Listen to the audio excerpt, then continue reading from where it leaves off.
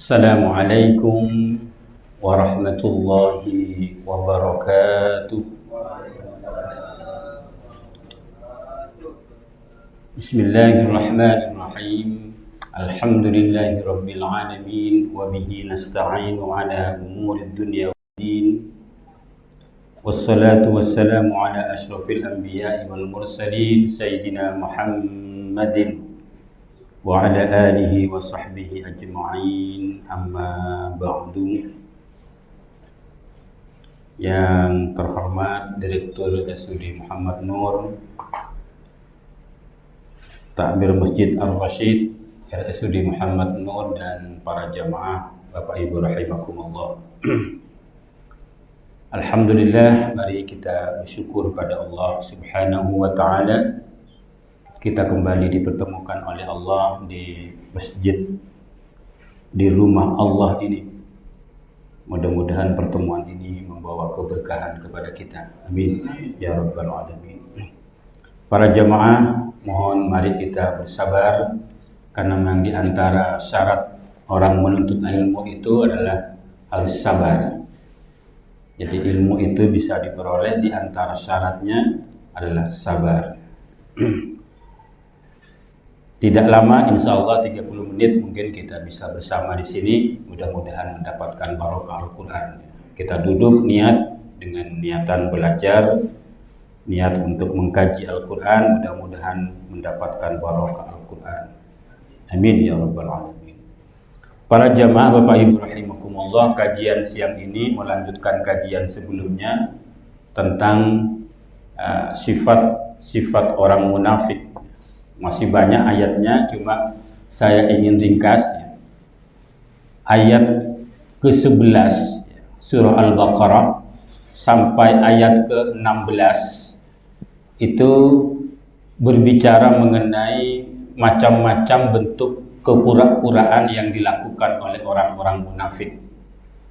Jadi saya ingin ringkas ini 11 sampai 16, saya tidak ingin jelaskan panjang lebar. Nanti baru 17 sampai 20 sebagai ending, penutup dari sifat-sifat orang munafik. Pada ayat 11 ya, bentuk kepura-puraan itu antara yang tampak dengan yang tidak tampak itu tidak sama. Allah Subhanahu wa ta'ala menyatakan, a'udzubillahi minasyaitonir rajim, wa idza qila lahum la tufsidu fil ardi qalu innama nahnu muslihun. Kata Allah, kalau dikatakan pada mereka orang-orang munafik itu, la tufsidu fil ardi, janganlah kalian membuat kerusakan di muka bumi, qalu innama nahnu muslihun, mereka malah menyatakan bahwa kami ini adalah orang-orang yang berbuat kebaikan, berbuat maslahat. Jadi fakta di lisannya, di mulutnya menyatakan, orang-orang yang menyatakan dirinya adalah muslih, orang-orang yang berbuat kemaslahatan, tapi faktanya adalah sebaliknya. Berbuat kerusakan bisa dalam bentuknya membuat kehidupan sosial resah, ya, kemudian mengadu domba di antara masyarakat, bahkan mungkin sampai pada tindakan-tindakan lebih dari itu. Itu bentuk-bentuk membuat kerusakan. Tapi Allah mengingatkan kepada kita, membuka tabir mereka itu, ala innahum humul mufsiduna walakin la yash'urun. Ingatlah, kata Allah, innahum, sungguhnya mereka orang munafik itu, humul mufsidun, adalah mereka-mereka yang berbuat kerusakan, walakin la yash'urun, tapi mereka tidak merasakannya, tidak menyadarinya. Terutama kalau kerusakan itu diakibatkan dari kezaliman. Jadi orang zalim itu dirinya nggak merasa zalim, tapi orang lain yang merasakannya. Kalau penyakit hati, yang merasakan dampak negatifnya itu orang lain, sementara dirinya mungkin nggak merasakan. Beda kalau penyakit fisik, ya. Penyakit fisik itu yang merasakan sakitnya adalah dirinya, orang lain pun tidak merasakan. Jadi meskipun sudah dokter lama, berpengalaman, spesialis, ya, pasti tetap akan bertanya, mana yang sakit, apanya yang sakit.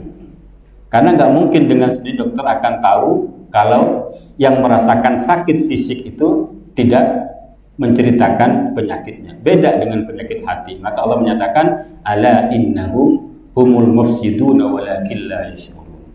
Mereka itu sungguhnya orang yang berbuat kerusakan tapi mereka tidak menyadarinya. Itu ayat 11 sampai 12. Kemudian ayat 13 16 Allah Subhanahu wa taala juga membuka kedok orang munafik itu dengan firman-Nya, a'udzubillahi minasyaitonir rajim, wa idza qila lahum aminu kama amanan nas. Kalau dikatakan bagi orang munafik itu, berimanlah kalian seperti imannya orang-orang itu, para sahabat itu, qalu anu'minu kama amanas sufaha. Mereka malah mengejek, apakah kami akan beriman seperti berimannya orang-orang bodoh itu? Suruh beriman tapi justru mereka malah mengejek. Orang-orang yang beriman di kalangan para sahabat Nabi saat itu dianggap orang-orang bodoh, orang-orang bodoh. Ala innahum humus sufaha walakin la ya'lamun. Tapi Allah mengingatkan, sungguhnya yang bodoh itulah mereka, tapi mereka tidak sadar. Orang cerdas itu pasti beriman. Orang cerdas itu pasti kenal Allah. Justru orang yang tidak bisa kenal Allah itu orang bodoh. Kemudian ayat berikutnya, wa idza laqul ladzina amanu qalu amanna. Kata Allah, kalau mereka bertemu dengan orang-orang yang beriman, qalu, mereka berkata, amanna, kami beriman. Jadi sempat saya di awal, orang munafik ini baru muncul tatkala Islam sudah mulai menang ya pada perang Badar, sehingga mereka ketakutan. Nah, kalau ketemu dengan orang beriman, mereka, kami juga beriman. Jadi kamuflase gitu. Kemudian wa idza khalau ila syayatinihim, kalau mereka kembali kepada setan-setan mereka, setan-setan mereka maksudnya pemimpin-pemimpin mereka, kembali pada kelompoknya, mereka berkata, qalu inna ma'akum innama nahnu mustahzi'un. Mereka berkata, sungguhnya kami bersama kalian. Kami enggak bersama orang beriman itu. Enggak bersama dengan para sahabat itu. Innama nahnu mustahzi'un, kami cuma membuat tipu daya. Artinya ketika kembali pada kelompoknya, mereka kembali menyatakan sungguhnya mereka tidak beriman. Cuma yang menarik pada ayat ini, Allah sebutkan pemimpin-pemimpin orang munafik itu disebut dengan syayatin. Jadi pada kajian surah An-Nas kita sudah bahas, syaitan itu bisa bentuknya jin dan manusia, minal jinnati wan nas. Malah lebih bahaya setan dalam bentuk manusia. Kalau setan dalam bentuk jin, diadani lari. Kalau setan bentuk manusia, diadani nyengir gitu. Lebih itu dampaknya lebih bahaya. Juga itu bentuk rupa-rupa dari kepura-puraan mereka. Allahu yastahzi'u bihim wa yamudduhum fi tughyanihim ya'mahun. Allah yang akan membalas tipu daya mereka itu dan memperpanjang kesesatan mereka. Jadi semakin lama semakin dalam kesesatan mereka itu. Kemudian Allah akhiri pada ayat ke-16, ulaikal ladzina ishtarau dhalalata bil huda fama rabihat tijaratuhum wa ma kanu muhtadin. Mereka itulah orang-orang yang membeli kesesatan dengan huda, dengan petunjuk. Jadi mereka sungguhnya sudah punya modal untuk mendapatkan hidayah karena berada di Madinah bersama dengan Rasul, bersama dengan para sahabat. Dia tahu Islam, dia tahu Al-Quran turun pada Rasulullah, sudah ada modal, ada hidayah.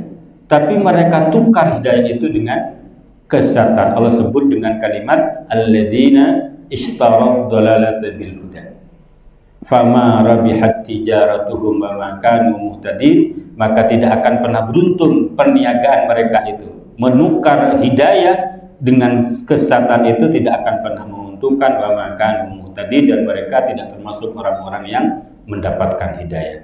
Itu saya tidak ingin terlalu berlama-lama. Saya ingin pada kesempatan siang ini ada tamsil-tamsil Allah yang sangat indah yang hendak menggambarkan perilaku orang munafik itu, yaitu pada ayat ke-17 sampai ayat 20. Ya agak singkat insyaallah tidak terlalu lama.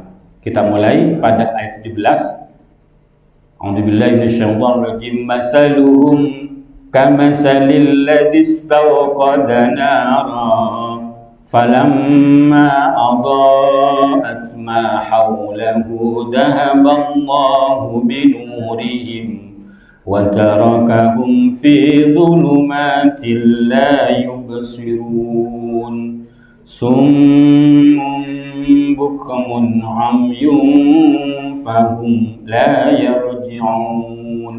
Ini ada dua tamsil di sini. Amsal Al-Quran ya. Ada namanya ilmu amsalil Quran, ilmu yang bicarakan tentang perumpamaan dalam Al-Quran. Cara Allah untuk menggambarkan sesuatu yang hanya bisa dipahami di akal, ya, itu seringkali Allah menggunakan perumpamaan dengan mengumpamakan sesuatu yang konkret. Kalau bahasa Indonesia disebut dengan gaya bahasa metafora, menggambarkan sesuatu yang abstrak dengan sesuatu yang konkret sehingga lebih mudah. Allah menggambarkan berinfak dengan menanam benih misalkan. Jadi berinfak bukan buang harta, tapi justru investasi kan gitu. Nah, dalam ayat ini Allah menggunakan amsal, bagaimana sifat orang-orang munafik itu dengan kalimat masaluhum kamasalil ladzi istawqada nar. Perumpamaan sifat orang munafik itu seperti orang yang menyalakan api. Falamma adaa'at ma haulahu, tatkala api itu sudah menyinari sekitarnya, dhahaballahu binurihim, Allah hilangkan cahaya api itu untuk mereka, wa tarakahum fi dhulumatil la yubsirun, dan membiarkan mereka dalam keadaan gelap, tidak bisa melihat. Ayo kita coba, saya ingin jelaskan sedikit ini. Jadi sifat orang munafik pada ayat ini, masaluhum, perumpamaan mereka, mereka itu kamasalil ladzi. Nah, ini yang menarik, perhatikan ini, tidak menggunakan kamasalil ladina. Jadi al-ladin satu orang, kalau al-ladina banyak orang, bukan, jadi tidak diungkap dengan kamasalil ladina stawqadu nara, seperti orang-orang yang mereka menyalakan api, tidak begitu. Tapi gaya bahasanya kamasalil ladzi, seperti satu orang istauqada yang menyalakan naron, api, obor, katakanlah begitu. Apa maknanya? Pada ayat ini Allah hendak menyatakan bahwa perilaku orang munafik meskipun banyak itu sungguhnya satu, sama, karakternya sama. Allah katakan dengan kalimat kamasalil ladzi, dengan sama seperti satu orang istauqada naron, yang menyalakan api, sehingga tidak diungkap dengan alladzina istauqadu naran. Mudah-mudahan paham sedikit ini. Jadi bisa saja Allah menyatakan kamasalil ladzina, alladzina itu orang-orang, banyak orang, istauqadu yang mereka menyalakan naron, api. Tapi Allah ungkap dengan kalimat kamasalil ladzi, satu orang istauqada naran. Ini ingin menyatakan bahwa perilaku dan sifat munafik itu meskipun komunitasnya banyak di antara mereka, tapi sungguhnya satu, sama. Mereka punya karakter yang sama. Tipu-tipu gitu. Tipu-tipu. Makanya kalau sekarang misalkan ada, ini kan orang munafik di Madinah itu rata-rata adalah kelompok Yahudi, hati-hati. Jadi mudah-mudahan tidak apa namanya, Palestina dengan Israel yang lagi ada gencatan senjata, mudah-mudahan tidak dilanggar. Sewaktu-waktu itu dilanggar. Sekarang mungkin kepepet, dia terima. Kalau lagi ada kesempatan, dia itu tipu-tipu. Karakternya tipu-tipu. Disebut dalam ayat ini alladzi istauqadana, seperti menyalakan obor. Falamma adaa'at ma haulahu, tatkala obor itu telah menerangi sekitarnya, dhahaballahu binurihim, Allah hilangkan cahayanya dan membiarkan mereka tetap dalam kegelapan. Apa maknanya? Kalau saya baca dalam berbagai tafsir, setidaknya dua. Apa sih tamsil ayat ini? Yang pertama, orang munafik itu sungguhnya sudah diberikan kesempatan oleh Allah untuk beriman. Ini namanya istauqada nara. Sudah ada cahaya iman.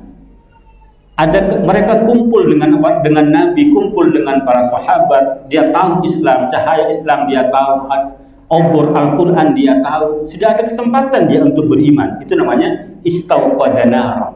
Sudah ada obor lah. Tapi meskipun demikian mereka tidak mau. Jadi kalau kemarin kita sudah bahas ya, yukhadi'una Allah walladzina amanu, mereka menipu Allah dan orang-orang beriman. Jadi sudah ada kesempatan untuk mendapatkan cahaya Islam tapi tidak mau gitu. Dia sebut dengan falamma adhat ma haulahu dhahaballahu binurihi. Sudah ada kesempatan untuk menerima cahaya Islam tapi mereka enggak mau. Akhirnya Allah katakan Allah padamkan cahaya itu. Padamkan cahaya itu. Itu yang pertama. Yang kedua, dalam tafsir Al-Munir saya temukan bahwa sesungguhnya orang-orang munafik di Madinah itu bersama dengan obor kehidupan. Apa itu?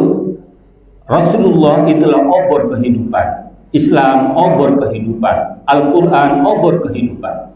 Mereka bersama dekat. Jadi seakan-akan pegang obor. Mestinya mereka tidak ada kegelapan karena ada obor kehidupan di situ. Mereka tahu Rasulullah, mereka tahu Al-Quran, mereka kenal Islam, tahu. Itulah obor kehidupan. Tapi karena mereka memang tidak mau menerima cahaya itu, akhirnya tetap dalam kekufurannya. Jadi tidak banyak ya. Ini mungkin pelajaran juga bagi kita. Kadang kita kumpul dengan para kiai, kumpul dengan para ustadz, tapi justru kita tidak bisa mengambil manfaat dari keberadaan mereka. Jadi kadang pun kiai juga, ustadz juga, atau mubaligh atau tokoh itu tetangga sekitar itu meremehkannya itu. Tak akan reken kadang. Mungkin jauh nikah masyhur. Tetangga tak mau dikulis ada tadi, padahal tetangga dekatnya itu. Kadang di antara kita itu kalau kiai kampung yang dekat dengan kita tidak kita hormati, padahal itulah saya ingin katakan kalau dokter itu dokter spesialisnya di situ. Karena yang akan mengobati masyarakat sekitar bukan dokter yang jauh, yang akan mengobati dalam bidang agama adalah jadi kiai-kiai kampung yang ada di sekitar itu, karena dia akan merawat desa itu. Bukan kalau dokter yang diundang, bukan dokter, maaf ya saya jadi kok nggak enak dulu karena jadi kalau penceramah yang diundang itu kan nggak modelnya. Kalau dulu ada namanya dokter keliling gitu, puskesmas di terkeliling. Tapi yang paling tahu kan dokter spesialis atau dokter keluarga kalau sekarang. Enggak, tapi tidak maksud untuk menyamakan, tapi kira-kira gambarannya begitu. Kadang ada di antara kita tidak bisa menerima cahaya dari obor-obor kehidupan yang ada di sekitar kita. Kalau Rasulullah itu obor besar, para ulama itu ya tentu lilin-lilin yang seharusnya menerangi hidup kita. Jadi ada dua tafsir di situ. Nah, kemudian Allah melanjutkan ayatnya dengan ungkapan summum bukmun amyun fahum la yarjiun. Ini kalau dalam bahasa dalam balaghah disebut dengan tasbih balil. Jadi perumpamaan yang sangat kuat itu ketika tidak ada kata-kata seperti. Jadi seakan-akan sudah sama persis. Kalau masih seperti itu berarti hanya dalam hal tertentu. Jadi kalau panjenengan dibaan itu kan ada anta syamsun, anta badrun, anta nurun fauqa nur, anta iksiru wa ghali, anta misbahus sudur. Itu kan nggak ada kata seperti engkau Muhammad matahari, engkau Muhammad bulan purnama. Padahal mestinya engkau Muhammad seperti matahari, engkau Muhammad seperti bulan purnama dalam hal tertentu. Karena tidak akan sama persis antara Kanjeng Nabi dengan matahari, tidak akan sama Nabi dengan bulan purnama. Tapi ketika disebut dengan anta syamsun, itu seakan-akan pembicara mutakallimnya yang menyatakan itu sama persis, tidak ada perbedaan sedikit pun.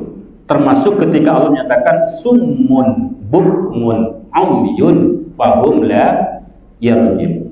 Jadi mereka itu summun. Summun itu artinya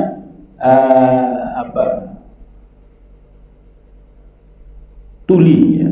Summun tuli, bukmun bisu, umyun buta, fahum la yarji'un, mereka tidak akan kembali. Jadi mereka itu enggak tuli, enggak buta, enggak bisu, enggak buta, tapi Allah katakan mereka itu tuli, bisu, buta. Apa? Kenapa? Karena mereka disebut dengan tuli itu ketika diperdengarkan ayat-ayat Allah, itu mereka mendengar, tetapi tidak ada manfaatnya, nggak ada manfaatnya. Nah, kita kan sering mendengar juga ayat-ayat dibacakan, ada nggak manfaatnya? Jangan-jangan malah sama saja antara mendengar lantunan Al-Quran dengan tidak. Ketika kita baca misalkan Alhamdulillahi Rabbil Alamin, kira-kira apa yang akan kita tangkap pesannya? Jangan sampai ada kesombongan sedikit pun dalam diri ini, karena segala puji itu hanya milik Allah. Jadi kadang kita cuma mendengar gitu ya, mendengar tapi lewat, mencandeng sepo, lebet kopeng kanan, buru ke kopeng kacer gitu.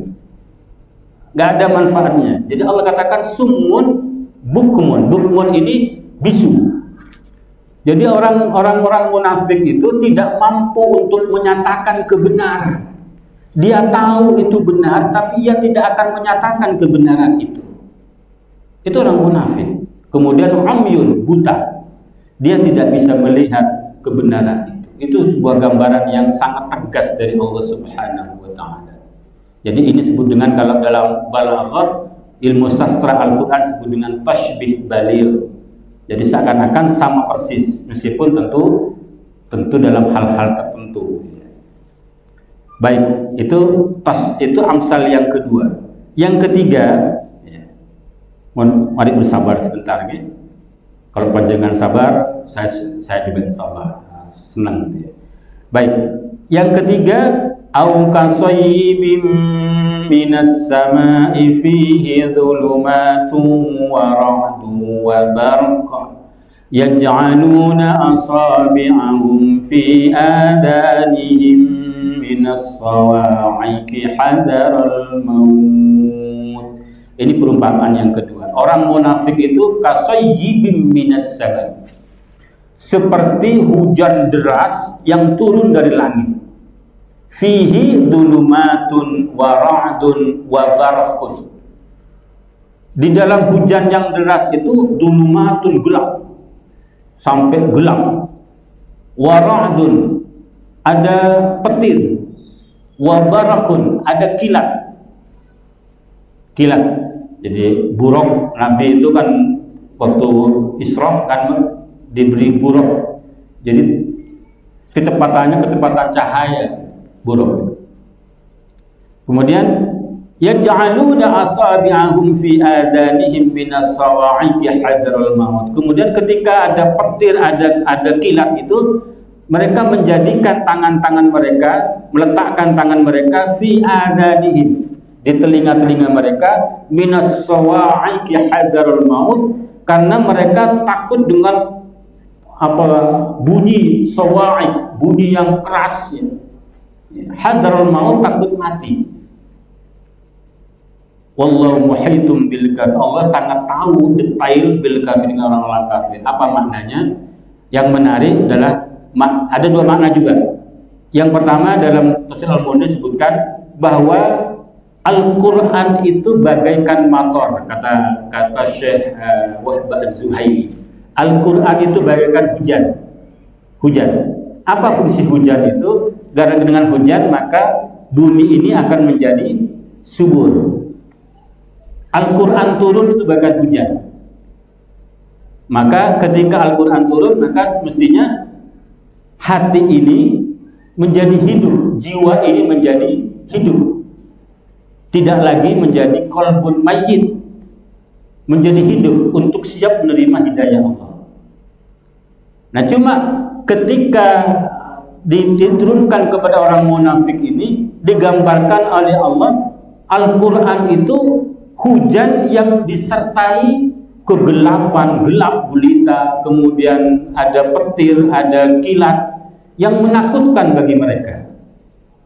Tidak menjadi rahmah kepada mereka itu Al-Quran itu. Datangnya Al-Quran tidak menjadi rahmah, tapi justru menakutkan. Itulah Allah gambarkan dengan perilaku orang munafik itu kasayyibin minas sama'i fihi dhulumatun wa ra'dun wa barakah.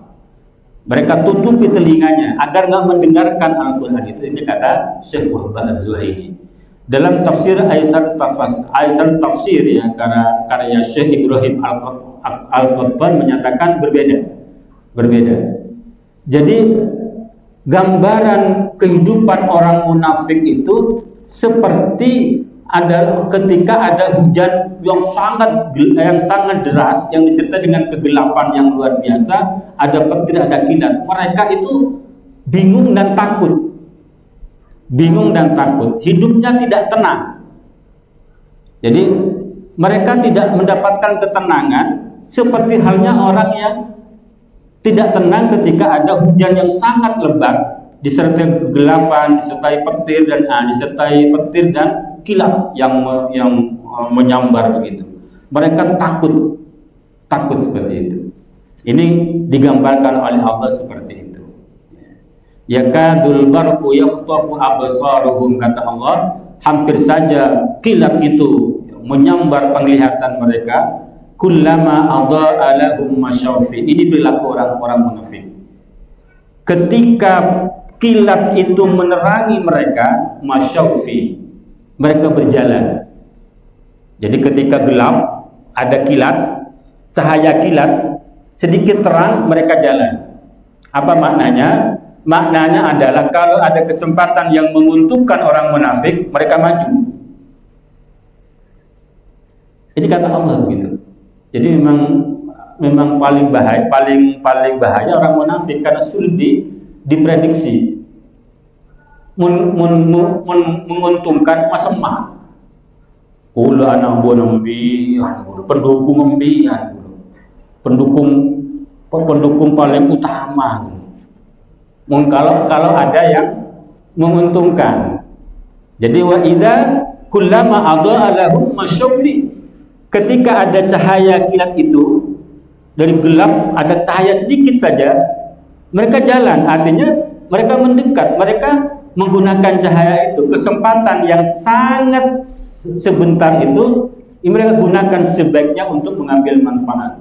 Kemudian wa idza adlama alaihim qamu, kalau sudah gelap kembali, tidak ada cahaya kilat itu, qamu, mereka diam. Kalau sudah tidak menguntungkan, ngitek, meketek, tidak tahu. Biasanya mulai bermasalah, jawabannya saya tidak tahu itu. Ya, dia mulai sering bilang saya tidak tahu itu, padahal itu di waktu kewenangannya misalkan ada masalah langsung bilang, saya tidak tahu itu. Atau enggak ada laporan ke saya itu. Gitu. Ini ketengatin kamu. Para pahadik ini. Ini para pahadik. Kan guni ka dinten. Mulai sering bilang saya tidak tahu itu. Padahal itu dibawa ke kendalinya tengatin nih. Jadi wa idza adlama alaihim qamu. Kalau sudah gelap, ada masalah, ada persoalan, mereka dia tak itu dia dengan ketek tak tahu. Ini Allah yang menyatakan perilaku munafik. Walau syaa Allahu ladaba bisam'ihim wa absarihim innallaha ala kulli syai'in qadir. Sekiranya Allah menghendaki, niscaya Allah bisa menghilangkan pendengaran mereka, wa absarihim, dan penglihatan mereka. Kalau Allah mau, gampang saja Allah hilangkan pendengaran dan penglihatannya. Innallaha ala kulli syai'in qadir, sungguhnya Allah atas segala sesuatu maha berkuasa. Allah maha berkuasa. Kesombongan manusia ketika berhadapan dengan kuasa Allah tidak akan ada artinya. Contoh yang terbaru adalah kebakaran Los Angeles. Mudah-mudahan ada ibrahnya, ada pelajaran penting pada peristiwa itu. Mudah-mudahan ada pelajaran penting untuk semuanya. Mudah-mudahan. Amin ya rabbal alamin. Mari kita akhiri dengan baca doa. Allahumma arhamna bil Qur'an waj'alhu lana imaman wa nuran wa hudan wa rahmah. Allahumma dhakkirna minhu ma nasina wa'allimna minhu ma jahilna warzuqna tilawatahu ana al-layli wa atrafan nahar waj'alhu lana hujjatan ya rabbal alamin. Semoga ada manfaatnya. Assalamualaikum warahmatullahi wabarakatuh.